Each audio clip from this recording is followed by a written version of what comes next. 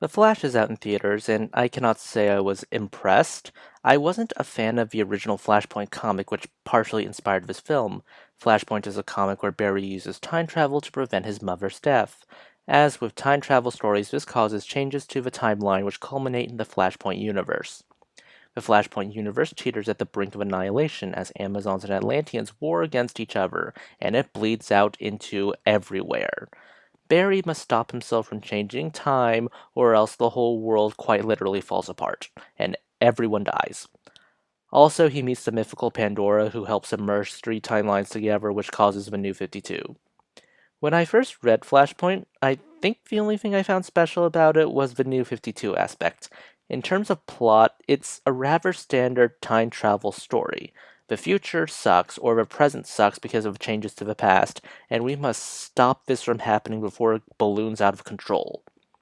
Comics like X-Men Days of Future Past, Extermination, All New X-Men, and anything to do with Booster Gold have done this plot before. Not to mention, it's been blown up to a major event where the whole universe is much worse. I think even the Green Lantern Corps was affected by this.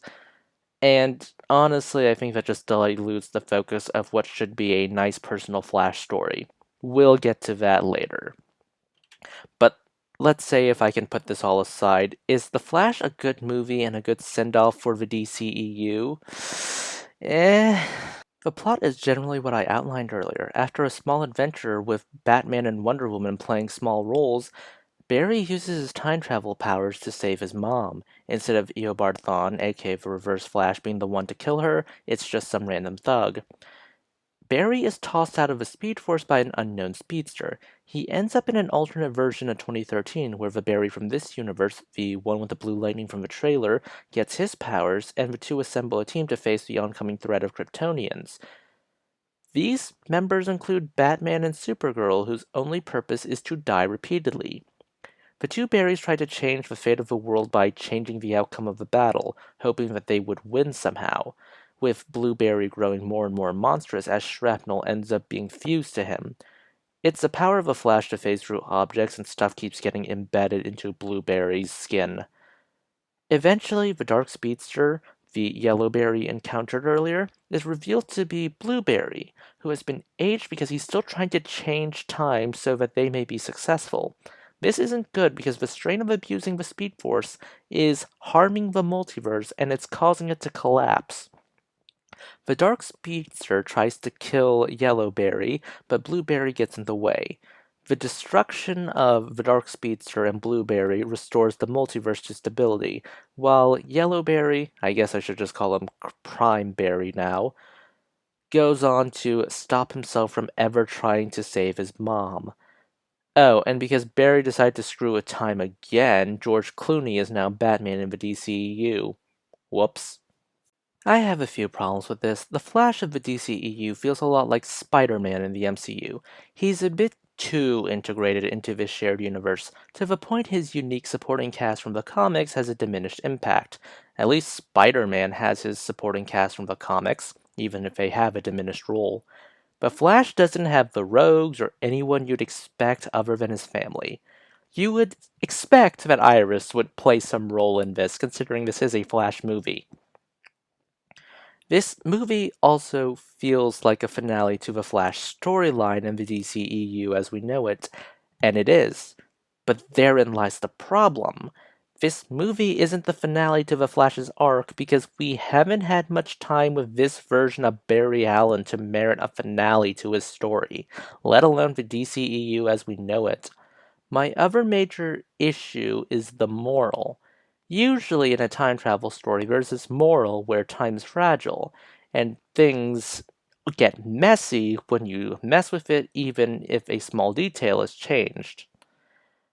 Even after seeing Batman and Supergirl die repeatedly, even after his adventure, which involves meeting a version of himself aged into a broken old man covered in shrapnel, Barry still messes with time after restoring the timeline.